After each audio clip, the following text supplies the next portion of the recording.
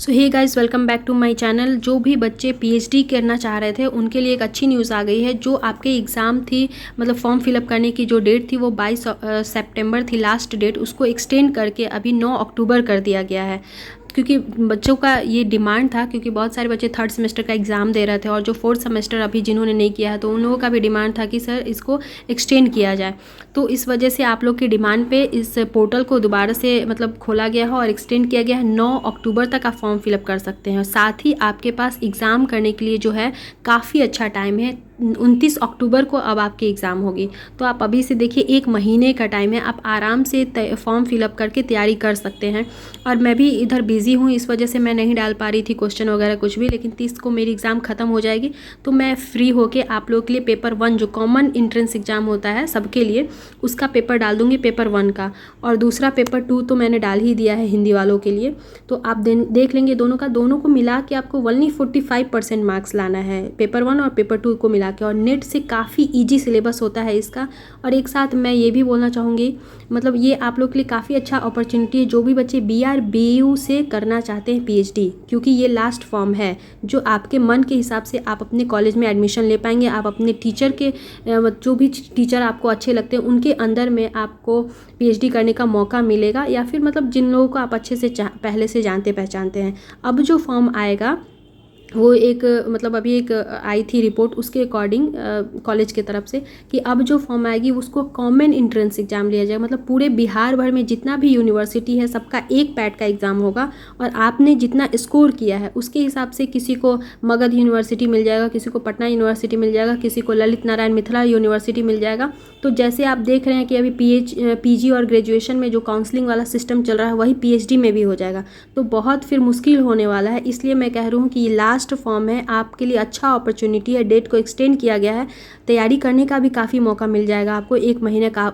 मतलब बहुत होता है 1 महीना। और साथ में आपको लिए एक ये भी है ना कि आप अभी से अगर नेट की PhD की तैयारी में लग जाते हैं तो आपका नेट का भी हो जाएगा, साथ ही साथ सिलेबस आपका नेट का भी कवर हो जाएगा।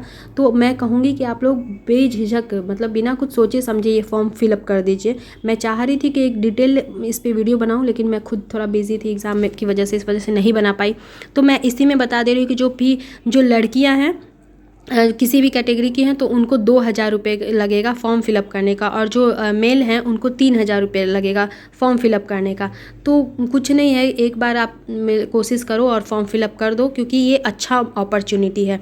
साथ ही साथ ये भी बता दूं कि जो बहुत बच्चे इस वजह से भी फॉर्म फिलअप नहीं कर रहे हैं कि उनको लग रहा है PhD में बहुत सारा मतलब 3 लाख 4 लाख रुपये ऐसे लगता है, तो मैं एक बात बता दूँ कि जो भी हमारा BRABU है उसका जो ऑफिशियल रजिस्ट्रेशन का फ़ी है 10,000 रुपया, सिर्फ PhD करने का 10,000 लगता है। उसके अलावा जो आपका फ़ी लगेगा, जो आप जिस गाइड के अंदर में PhD कर रहे हैं उनके ऊपर डिपेंड करता है कि आपसे कितना पैसा लिया जा रहा है।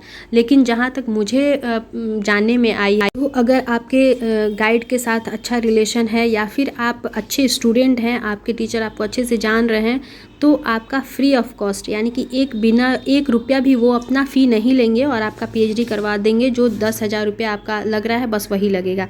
लेकिन हाँ, आप पढ़ने वाले स्टूडेंट होंगे, अच्छे स्टूडेंट होंगे तब, हालांकि उनका तो फ़ी है तो वो लेंगे ही, लेकिन फिर भी जहाँ तक मुझे पता चली आपको खुद से अपना सब कुछ लिखना पड़ेगा, आपका कोई करके नहीं देगा टीचर। जैसे पहले वाला जो सिस्टम था कि आपका गाइड ही सब कुछ कर देता था, बस आप उनको पैसा दे देते, मतलब ये एक पुराना जो हमारा सिस्टम चला रहा है। लेकिन अभी जितने भी नए टीचर्स आए हैं तो वो आपको काम आपका खुद का काम करना पड़ेगा, तो इसके बदले में वो आपसे पैसे भी नहीं ले रहे हैं। अगर आप काम नहीं कीजिएगा तो ऑब्वियस सी बात है कोई भी आपसे काम करने का फ़ी लेगा ही। तो आप खुद से रिसर्च कीजिए, वो आपको बताएंगे, आपको खुद से रिसर्च करना है, खुद से अपना थीसिस लिखना है, सब कुछ खुद से करना है। तो आपको मुझे लगता है कि आपका 10-20 हज़ार 50 हज़ार के अंदर में हो जाएगा, और ये एक बार भी नहीं लगेगा आपका, ये तो पूरा 5 साल का प्रोसेस है। तो 5 साल में 50,000 रुपया कोई ज़्यादा मायने नहीं रखता है। तो मैं कहूँगी फ़िलहाल तो आप लोग कुछ बिना सोचे 2,000 रुपया, जो लड़कियाँ हैं उनके लिए तो बहुत ही अच्छा अपॉर्चुनिटी है। असिस्टेंट प्रोफेसर की जॉब जो है वो लेवल 10 की जॉब है, 80-85 हज़ार सैलरी आपको मिलेगी। आप सोच सकते हैं, तो क्या आप उसके लिए 50,000 रुपये खर्च नहीं कर सकते हैं 5 साल में? बहुत अच्छी जॉब है। और आपको कितना देर का क्लास मिलेगा, मतलब मुश्किल से 45 मिनट्स के 2-3 क्लास रहेंगे, आपको लेना है, ज़्यादा तो है नहीं। तो मैं कहूँगी कि लड़कियों के लिए तो ये बेस्ट अपॉर्चुनिटी है, ज़रूर से ज़रूर आप भर दें। और साथ में आसान भी है। अभी आप बीएड देखिए, सीटेट देखिए, कोई भी एग्ज़ाम देखिए, 3-3 4-4 लेवल पे आपको जाके एग्ज़ाम क्वालिफाई करना पड़ रहा है। प्लस पर डे आपको 100% वो अटेंडेंस कर दिया, आपको पर डे जाना है। तो बहुत सारा मतलब चेंजेज हो रहा है और हर कोई बच्चा कॉम्पिटिटिव मतलब एग्ज़ाम्स में आ गया है। कंपटीशन काफ़ी मतलब एक होता है ना कट थ्रू नेट है, मतलब एक होता है ना गला काटने वाला जो कंपटीशन है वैसा है। तो वहाँ पे आपको एक दूसरे को पीछे छोड़ते हुए आगे बढ़ना है। तो मैं यही कहूँगी कि आप नेट की फॉर्म की तैयारी तो आपको मतलब नेट की फॉर्म आपने डाली है तो उसकी तैयारी तो आप करो ही करो, लेकिन साथ में पैट की भी एग्ज़ाम दे दो। अगर आपने नेट क्वालिफाई कर लिया तो और अच्छी बात है, और जेआरएफ कर लिया तो आपका इसी में इंक्लूड हो जाएगा, आपको जेआरएफ का पैसा भी मिलने लगेगा। ऐसे क्या आपका प्रोसेस चलता रहेगा।